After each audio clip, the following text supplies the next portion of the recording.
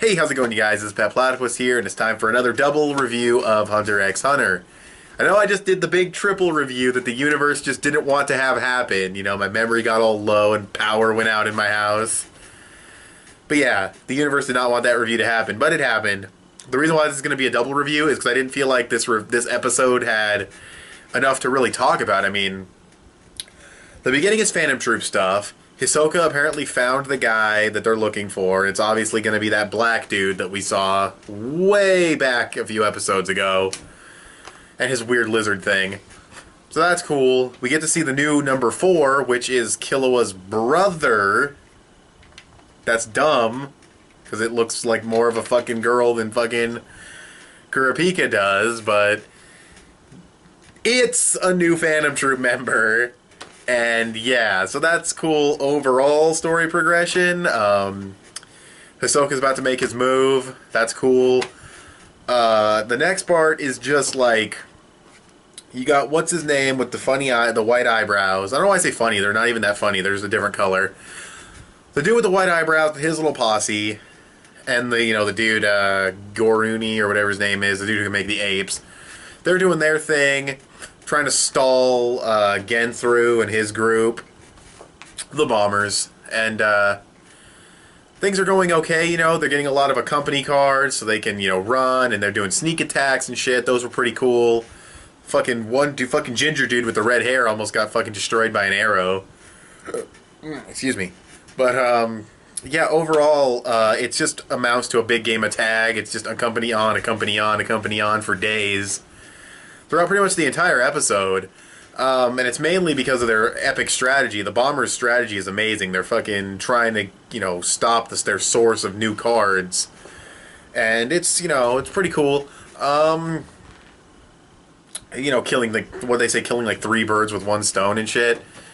But yeah, I mean, not a huge amount of progression, really. They're now back in the real world. Fucking, Batteria, or whatever his name is, the fucking dude who won all the games, he's like depressed mode for some reason, and we don't really know what that's about, but he's called off like the whole reward money bullshit. So that's, apparently they're still gonna get paid by like lawyers or whatever, but kind of weird that he's all depressed or some shit. But yeah, that's pretty much that part. They're back in the real world. And the bombers followed them in, and they're like, yeah, we're going to kill them in the real world because our ring won't disappear or whatever. So, yeah. Interesting that they're now in the real world, I suppose. That's cool, but I don't know where it's going to go for now. I'd imagine they'd probably die. I'm just taking a guess.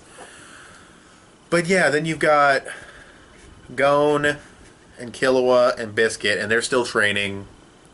And once again, not much progression. Gon is trying to learn how to do like a handstand and like lift himself off the ground. Sucks dick at it throughout the entire episode. And Killua then he says he has a new plan. You're not going to master this, so here's the plan. And they're talking about this card that they have. So yeah, that's pretty much that part. We'll see where things go.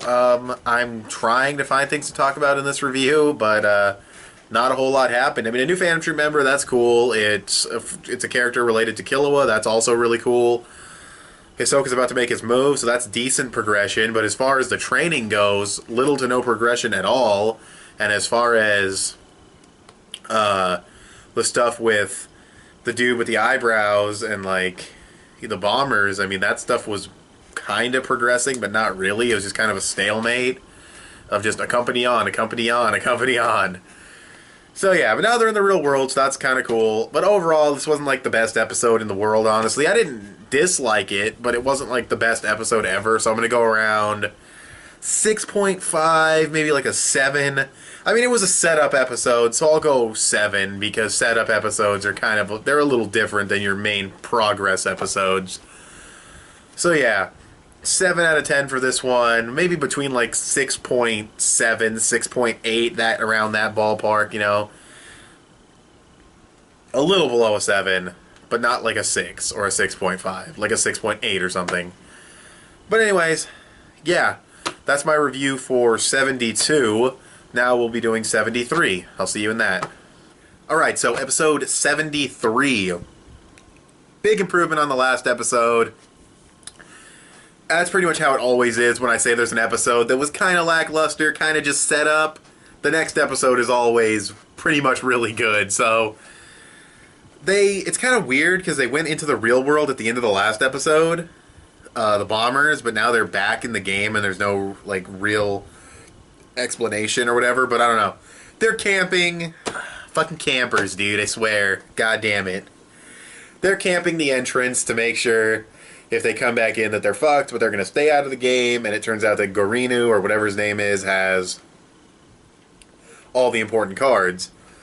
So yeah, they're waiting until a certain time, you know, waiting I think like, what, 10 days or something, and they won't be able to re-enter the game, their cards will disappear. They wait for the time limit, and that's what happens. Then they're going to go attack Gon and Killua and Biscuit, and Gon and Killua and Biscuit are still training. Gon, they're doing some part of their plan, and Gon is working on split-second timing Nen, or he's trying to focus his Nen to do something. So that's cool. They come in, and we get a little bit of running. They pretend that they weren't expecting them to show up. They pretend that there's no, like, alliance going on. Gon, I'm pretty sure, is ignorant to all of this. I mean, he knows the plan, I think, but I mean, everything Gon is saying just matches his personality, so it would have been funny if they were just relying on Gon's ignorance. They seem to do that a lot, actually. Like, whenever they come up with some kind of plan or they want to ask some kind of question, someone always thinks to themselves, oh yeah, if Gon asks this question, or if Gon does this, it'll be fine. It's just funny the way they just use him like that. But, bottom line, though, we get the one-on-one fights. We get Biscuit versus Bomber Dude with the long hair, and we get Killua versus Bomber Dude with the red hair, and then we get Gon versus Genthru, or Genethru, or whatever his name is. So, if we're going to talk about these fights, I'm going to save fucking Biscuit, because that was like, what the fuck, but Killua's was pretty simple, decent fight. He's blocking attacks, he's trying to test out a few new moves that he knows, or he's, you know, experimenting with. He's leaving his side open to make it look like he has a weakness in his defense. He busts out these yo-yos for combat. That was awesome. Heavy as fuck yo-yos, by the way. Like, that was ridiculous. I was like, whoa, dude, holy shit. But yeah, he's using the yo-yos. He ends up outsmarting the dude, electrocuting him. Yo-yos are all badass and stuff. Then we have fucking Biscuit, okay? I was going to save it, but Gon's is more, it has more depth to it, you could say. More context. But with Biscuit, she starts beating the shit out of this guy, right? Like, just wailing on him. And then she's just like, I'm going to go back to my normal form. And she starts buffing. She gets, like, buff. I'm like, dude, no. What the fuck is this bitch doing? Because I knew there's no way this child form could be her real form. So I figured she was just trying to make herself look young. I wasn't exactly expecting her to be a fucking monster like that, but I mean, you know, because she was on some, like, old school JoJo shit when the dudes were just buff as fuck. You know, she punches the dude in the face and it's done. Like, one shot and it's over. Her voice is all deeper and she's like, yeah, I look way too masculine, right? That was pretty disgusting. I mean, you know, that was just, yeah, that was devastating. But it was really cool. Like I said, I'm not entirely surprised. Like, once I saw what she was doing, I was like, okay, that makes sense. It wasn't like a huge shock or anything, but pretty damn cool. Then we have Gon versus the main bomber dude. This dude is basically beating the shit out of Gon, which is kind of ridiculous. Like, I know he's more experienced and he probably has better Nen control, but what Gon did at the fucking dodgeball game was disgusting, and the amount of fucking Nen that he could produce was crazy. So for this guy to just be beating the shit out of him and Gon has, like, no chance to fight back is a little ridiculous. I mean, the floor was, like, shaking. The lights were flickering. Gon was, like, ridiculously fucking good with his fucking Nen. Maybe he's saving it up for a big attack.